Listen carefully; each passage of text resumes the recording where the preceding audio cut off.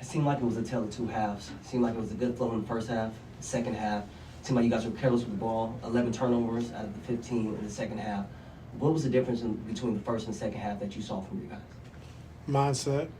It started in the first half, and it kind of bled over into the second half, and just we wasn't really good defensively. A lot of rotations was messed up, not getting back in transition. All the things we talked about doing, we didn't do a good job of tonight, and so those are the things we got to be sharp with every single night. And then, like I said, offensively just taking care of the ball, having 11 turnovers in the second half, which allowed them to get out in transition, get some easy baskets. But just overall, didn't play a good mental game, and we didn't do a good job with our coverages, especially defensively. We were all over the place, and so, we just got to continue to keep getting better. Ty, Kawhi had his second career triple-double tonight. What does it do for you guys when he's not only scoring, defending, and rebounding, but his passing is like that too? Yeah, it was good. I mean, they were coming to fire, double team, trying to get out of his hands. And he made the right pass and right decision all night. And so that's why we were able to have 33 assists. Him and James did a good job of distributing the ball.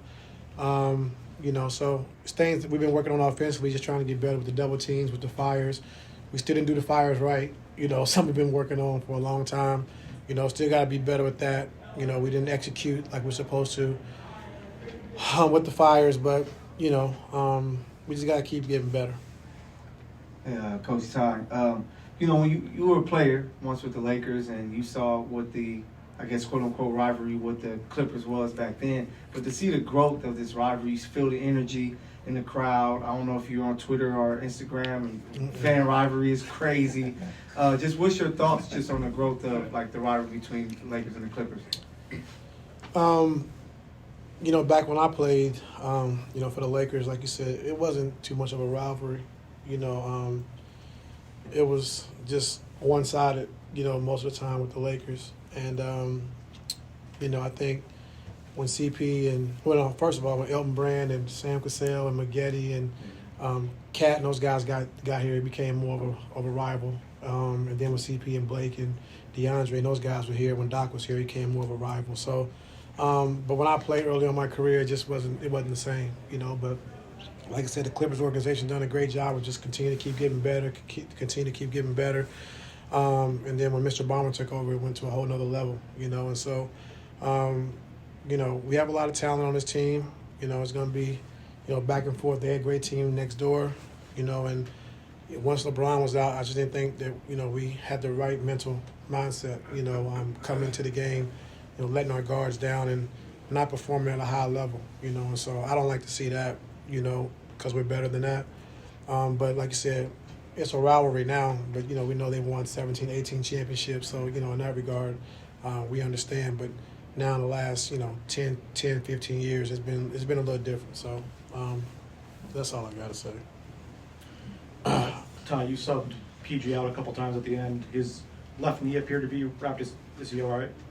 He has left groin, but he had all kind of wraps on, so I don't know which one. But he has something on his knee too, but yeah. You also decided to close with Amir. Amir's production for you in January, I believe you're shooting like 73% for the month. What has that allowed you to do with lineup combinations that maybe you weren't able to do within the previous couple months because of what he's been able to give you? I mean, Amir's been solid. Defensively been really solid. Making his open shots. And so he made 2 big threes a night was huge for us. And so just having the confidence to step up and take those big shots, and our players, understand and trust him to be in those moments. And so, I mean, Amir's been great, and I love what he's doing defensively. I love what he's doing offensively, and so he's a real solid player. Jay got my question on Amir, but 5 years being with the Clippers, a lot of players out here, have dreams of being in the NBA, and some journeys are different. For Amir's sake, how have you seen him, throughout his whole journey, build that trust with you guys, even though he wasn't playing at the start, and have to go through the 2 ways? Like, how can you talk to players in terms of, following that footsteps and, making sure you carve a role on this team and just being ready and solid throughout the whole process? Yeah, I think hard work. I think, dedicated to the game. Like I said, being on a 2-way, playing the G League, working his way up, and then I don't know, my years running together. I think 2 years ago, when he started and played a big role in that team that went 42-40, and just being a starter, being aggressive, running pick and roll, scoring the basketball, defending. And so I've always had confidence in him, but when you're playing behind PG, Kawhi, Russ, and, Hall of Fame players, it's tough to get on the floor at times. But I've always had confidence in him. He's put in the work every single day with Jeremy. And it's hard to work out for 2 straight years and not getting consistent minutes. And so I'm happy for Amir for all the hard work he's done and all the hard work he continues to do. And so he's playing well.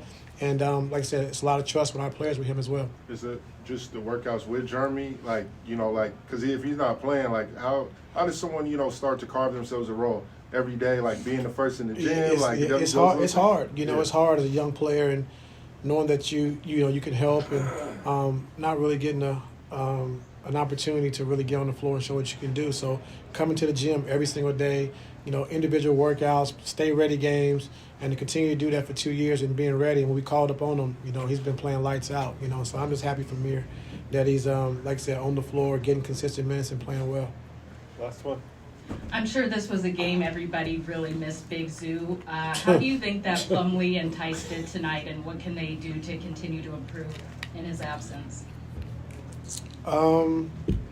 Just play hard.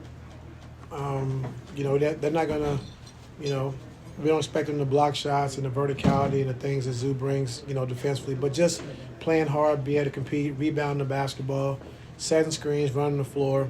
They bring a different dynamic, than Zoo does. And so all 3 of our centers are different, and so, it's a tough game. AD's not your traditional center, so, Christian Wood's not your traditional center, so they didn't really have a chance to play against a true 5. So put us at a disadvantage. But, just play hard, compete, and just kind of go from there.